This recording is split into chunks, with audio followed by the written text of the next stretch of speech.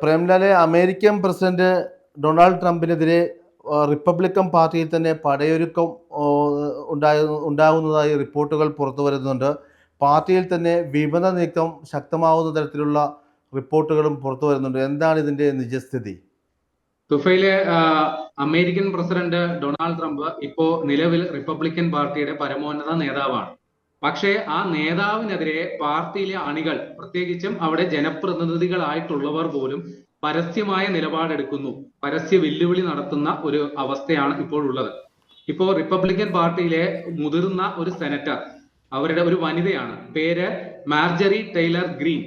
അവര് ട്രംപിനെ വെല്ലുവിളിച്ചുകൊണ്ട് പരസ്യമായി രംഗത്ത് വന്നേക്കുകയാണ്. അപ്പൊ നമ്മളിപ്പോ ഇത് കേൾക്കുമ്പോൾ ഒരു വനിത മാത്രമല്ലേ ഉള്ളൂ എന്ന് ചിന്തിക്കുമ്പോൾ അങ്ങനെയല്ല.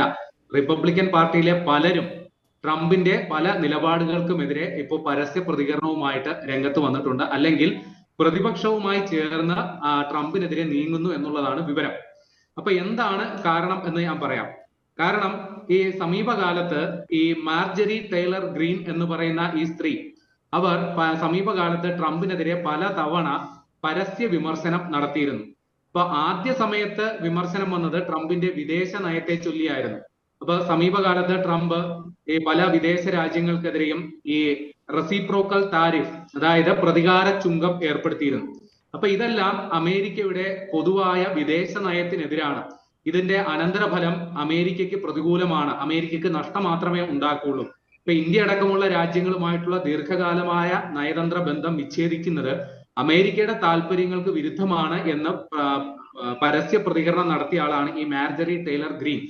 അപ്പൊ ഇതിനുശേഷം വീണ്ടും ഇവര് തമ്മിലുള്ള ബന്ധം ശിഥിലമായത് സമീപകാലത്തുണ്ടായിരുന്ന ഈ ജെഫ്രി എപ്സ്റ്റീൻ കേസ് ഫയൽസ് അതുമായി ബന്ധപ്പെട്ടുള്ളതാണ്.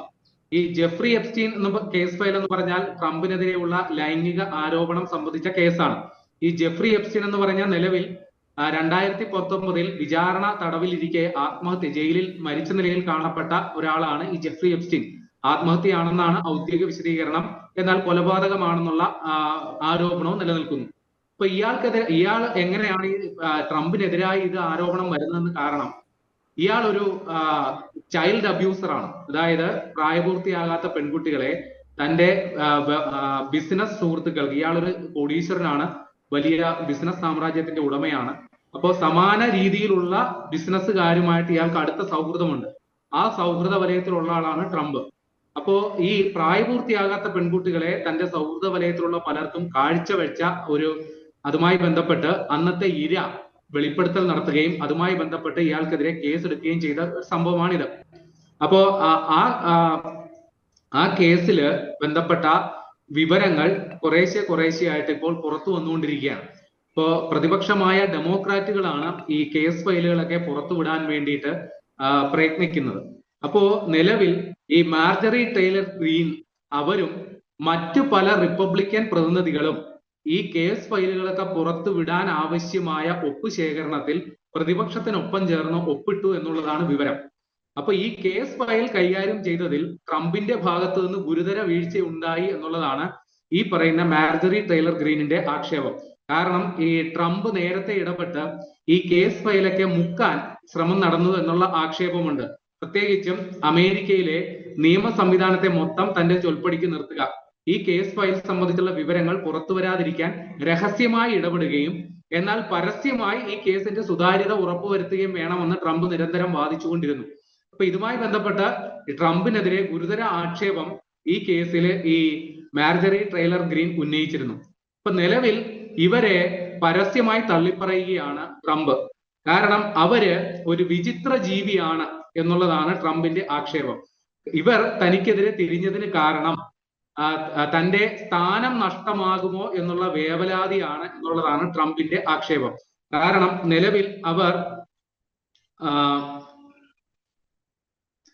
ജോർജിയ എന്ന് പറയുന്ന സ്ഥലത്തെ ജനപ്രതിനിധിയാണ്. അപ്പോ അവിടെ നിന്ന് അടുത്ത തെരഞ്ഞെടുപ്പിൽ തനിക്ക് മത്സരിക്കാൻ സാധിക്കുമോ, വീണ്ടും റിപ്പബ്ലിക്കൻ പാർട്ടി തനിക്ക് സീറ്റ് കിട്ടുമോ, അല്ലെങ്കിൽ ജോർജിയയിലെ ഗവർണർ ആയിട്ട് തന്നെ പരിഗണിക്കപ്പെടുമോ എന്നുള്ള ആശങ്കയാണ് വാസ്തവത്തിൽ ഈ മാർജറി ടൈലർ ഗ്രീനെ തനിക്കെതിരെ തിരിയാൻ പ്രേരിപ്പിക്കുന്നത് എന്നുള്ളതാണ് ട്രംപിന്റെ വാദം. അതോടൊപ്പം തന്നെ ട്രംപ് അവരെ പരിഹസിക്കുന്നത് എങ്ങനെയാണ്, ഈ പറയുന്ന ഈ സ്ത്രീ അവർ പലരോടും വേവലാതിപ്പെടുന്നത് തന്റെ ശ്രദ്ധയിൽപ്പെട്ടിട്ടുണ്ട്. അതായത് ഇനി ഞാൻ ട്രംപിനെ വിളിച്ചാൽ തന്റെ ഫോൺ കോൾ ട്രംപ് അറ്റൻഡ് ചെയ്യുമോ, അല്ലെങ്കിൽ തനിക്ക് മറുപടിയായി തന്റെ ഫോണിന് തിരിച്ച് ട്രംപ് വിളിക്കുമോ എന്നുള്ള ആശങ്ക അല്ലെങ്കിൽ ആ ഒരു വേവലാതി ഈ പറയുന്ന സ്ത്രീ പലരോടും പറഞ്ഞതായിട്ടാണ് തന്റെ വിവരം എന്നുള്ളതാണ് ട്രംപ് ഇപ്പോൾ പറയുന്നത്. ഏതായാലും ഒരു കാര്യം വ്യക്തമാണ്, ഈ ട്രംപിന്റെ വിദേശ നയം സംബന്ധിച്ച് പാർട്ടിയിൽ തന്നെ പല അഭിപ്രായ ഭിന്നത നേരത്തെ തന്നെ വന്നിരുന്നു. പല റിപ്പബ്ലിക്കൻ സെനറ്റർമാരും ട്രംപിന് വലിയ താക്കീത് കൊടുത്തിരുന്നു. ഇത്തരത്തിൽ ഏകപക്ഷീയമായിട്ട് വിദേശ നയത്തിൽ ഇടപെടുന്നത് ദൂരവ്യാപകമായ പ്രശ്നങ്ങൾ സൃഷ്ടിക്കുമെന്ന് നേരത്തെ തന്നെ പറഞ്ഞിരുന്നു. അപ്പൊ ഈ കാര്യത്തിൽ റിപ്പബ്ലിക്കൻ പാർട്ടിയിൽ വലിയ ഭിന്നതയുണ്ടെന്നുള്ളത് പച്ചയായ യാഥാർത്ഥ്യമാണ്. ഇത് കൂടാതെയാണ് ഇപ്പോ ജെഫ്രി എപ്സ്റ്റീൻ കേസുമായി ബന്ധപ്പെട്ട് കൂടുതൽ വെളിപ്പെടുത്തലുകൾ വരുന്നത്. പ്രത്യേകിച്ചും ഏറ്റവും ഒടുവിൽ വന്ന വെളിപ്പെടുത്തൽ പ്രകാരം ഈ കേസിലെ ആ ഇരയെ ട്രംപിന് നേരിട്ട് പരിചയമുണ്ട് എന്ന തരത്തിലുള്ള വെളിപ്പെടുത്തലുകളൊക്കെയാണ് ഈ കേസുമായി ബന്ധപ്പെട്ട ഏറ്റവും ഒടുവിൽ വന്നത്. അപ്പൊ ഇത് വലിയ നിയമക്കുരുക്കിലേക്ക് പോകും എന്നുള്ളത് ഉറപ്പാണ്. ഒരു പക്ഷേ അമേരിക്കയുടെ ചരിത്രത്തിൽ മുമ്പ് പറഞ്ഞിട്ടുള്ളത് പോലെ ബിൽ ക്ലിന്റൺ അദ്ദേഹം ഇതേപോലെ ഇംപീച്ച്മെന്റിന് വിധേയമായത് സമാനമായ ലൈംഗിക ആരോപണ കേസിൽ പെട്ടതോടുകൂടിയാണ്. അപ്പൊ സമാനമായ അവസ്ഥ ട്രംപിന് ഉണ്ടാകുമോ?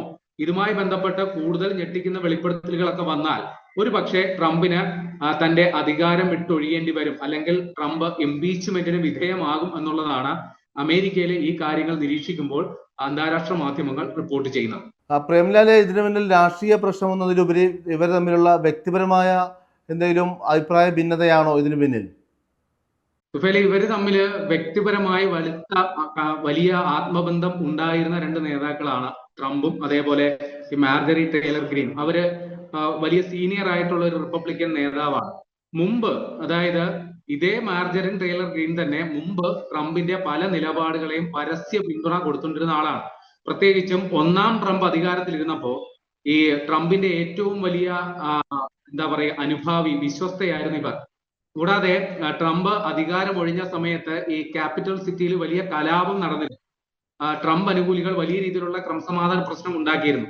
ആ സമയത്ത് പോലും ട്രംപിനെ അനുകൂലിച്ച് നിലപാടെടുത്ത ആളാണ് ഈ പറയുന്ന സ്ത്രീ. അതോടൊപ്പം ട്രംപും സമാനമായ രീതിയിൽ ഇവരെ അനുകൂലിച്ച് നിലപാടെടുത്ത ആളാണ്. കാര്യം ഇവര് മുമ്പ് വംശീയ സ്വഭാവമുള്ള ചില പരാമർശങ്ങളൊക്കെ നടത്തിയതിന്റെ പേരിൽ ഇവർക്കെതിരെ വലിയ ആക്ഷേപം വരികയും നിയമ നടപടികളൊക്കെ നേരിടുകയും ചെയ്തതാണ്.